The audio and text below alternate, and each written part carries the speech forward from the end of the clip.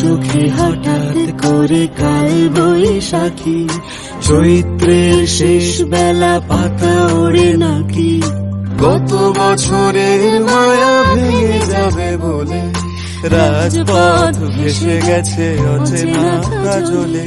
তুমিও অঝরে তাকে শুধু ভালোবেসো।